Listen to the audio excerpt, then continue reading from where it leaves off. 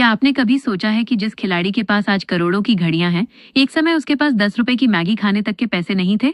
आज लोग उसे कुंफू पांड्या कहते हैं। कोई उसे स्टाइल आइकॉन मानता है, कोई उसे कंट्रोवर्सी का किंग कहता है। लेकिन इस चमक धमक, लग्जरी कारों और कैमरों के चकाचौंध के पीछे एक ऐसी कहानी है जो सिर्फ सक्सेस की नहीं बल्कि भूख, बेइज्जती और जिद की कहानी है। एक ऐसी कहानी जो किसी फिल्मी स्क्रिप्ट को भी छोटा साबित कर दे। 29 जून 2024 की वो शाम याद कीजिए।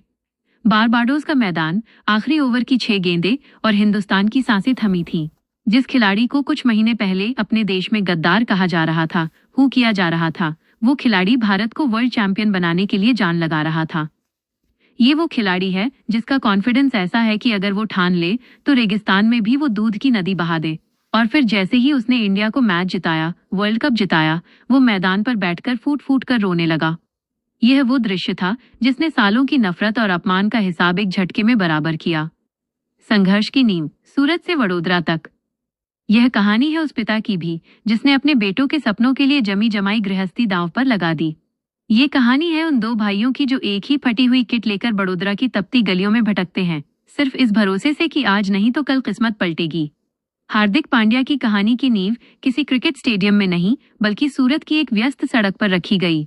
11 अक्टूबर साल 1993 को हार्दिक का जन्म हुआ। पिता हिमांशु पांड्या बिजनेसमैन थे, लेकिन उन्होंने देखा कि बेटे पढ़ाई से ज्यादा क्रिकेट की धूल भरी पिचों पर जिंदा महसूस करते हैं। 1998 में उन्होंने सूरत का बिजनेस छोड़कर वडोदरा जाने का फैसला लिया ताकि बच्चे किरण मोरे एकेडमी में सीख सकें। लेकिन वहां मुसीबत का पहाड़ टूट पड़ा। काम नहीं मिला, आर्थिक स्थिति बिगड़ गई और पिता को 3 हार्ट अटैक आए। घर चलाने की जिम्मेदारी मां पर आ गई। हिमांशु जी अक्सर पुरानी कार को धक्का मारते हुए देखे जाते क्योंकि पेट्रोल के पैसे नहीं होते थे, लेकिन उन्होंने बच्चों की फीस माफ नहीं करवाई। वो त्याग था जिसने हार्दिक के अंदर वो जिद पैदा की। डाइट में सिर्फ मैगी और पुरानी कार का मुखौटा। क्रिकेट को भारत में अमीरों का खेल कहते हैं, जहां डाइट और महंगी किट चाहिए होती है। लेकिन हार्दिक के पास सिर्फ भूख थी। सालों तक उनकी डाइट का हिस्सा सिर्फ मैगी रहा। उनके पास अपनी किट नहीं थी, मांगकर बैटिंग करते थे। एक पुरानी सेकेंड हैंड कार थी जो लगभग कबाड़ा थी। उसे एकेडमी से दूर खड़ी करते ताकि दुनिया को गरीबी का अंदाजा न हो और वहां से पैदल किट उठाकर जाते। ये वो सेल्फ रिस्पेक्ट का मुखौटा था जो उन्होंने दुनिया की बेरुखी से बचने के लिए अपनाया था। लेग स्पिनर से फास्ट बॉलर और आईपीएल का उदय। दिलचस्प बात यह है कि हार्दिक पैदाइशी तेज गेंदबाज नहीं थे, वो लेग स्पिनर थे। एक दिन एकेडमी में तेज गेंदबाज नहीं आया तो कोच ने मजाक में तेज डालने को कहा। हार्दिक की रफ्तार देख कोच ने कहा, तुम फास्ट बॉलर बनने के लिए पैदा हुए हो। साल 2015 उनके लिए तोहफा था। मुंबई इंडियंस ने उन्हें 10 लाख में खरीदा। चेन्नई के खिलाफ 8 बॉल में 21 रन की पारी ने मैच पलट दिया। सचिन तेंदुलकर ने ड्रेसिंग रूम में आकर कहा, बेटा, जो स्पार्क तुम्हारे अंदर है जल्दी इंडिया के लिए खेलोगे। और 7 महीने बाद वो नीली जर्सी में थे। कप्तानी और कूल अंदाज। मुंबई से रिलीज होने के बाद 2022 में गुजरात टाइटंस ने उन्हें कप्तान बनाया। एक्सपर्ट्स ने आलोचना की, लेकिन हार्दिक ने शांत स्वभाव से सबको गलत साबित किया। उन्होंने धोनी जैसा एटीट्यूड दिखाया और फ्रंट से लीड किया। महंगी घड़ियों के पीछे का भावुक सच। आज हार्दिक के पास 5-5 करोड़ की घड़ियों का कलेक्शन है। लोग इसे शो ऑफ कहते हैं, लेकिन इसके पीछे एक इमोशन है। उनके पिता को घड़ियों का शौक था, पर बेटों के करियर के लिए उन्होंने अपनी इच्छाएं मार दी। हार्दिक कहते हैं कि ये महंगी घड़ियां उनके पिता के संघर्ष को सम्मान देने का तरीका है।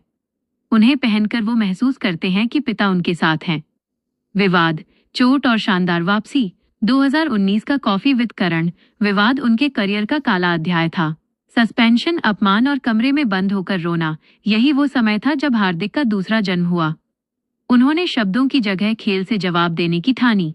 2018 की पीठ की गंभीर चोट ने भी उनके करियर पर सवाल उठाए, पर उन्होंने जिद नहीं छोड़ी और एक प्रॉपर ऑलराउंडर बनकर लौटे। 2024 अग्नि परीक्षा और आंसू। 2024 का आईपीएल सबसे कठिन था। रोहित से कप्तानी लेने पर उन्हें पूरे देश ने विलेन बनाया। स्टेडियम में हूटिंग हुई। पर 29 जून 2024 को जब रोहित ने उन्हें आखिरी ओवर दिया और उन्होंने मिलर को आउट कर वर्ल्ड कप जिताया, तो वो सारे आंसू और अपमान बह गए। रोहित का उन्हें गले लगाकर किस करना इस बात का गवाह था कि हार्दिक देश के सबसे बड़े मैच विनर हैं। अद्भुत कहानी है हार्दिक पांड्या की। उतार चढ़ाव से भरी इस कहानी का कौन सा हिस्सा आपको छू गया? और क्या आपको भी लगता है कि हार्दिक पांड्या आज के दौर के दुनिया के सबसे बड़े ऑलराउंडर हैं? कमेंट सेक्शन आपका इंतजार कर रहा है।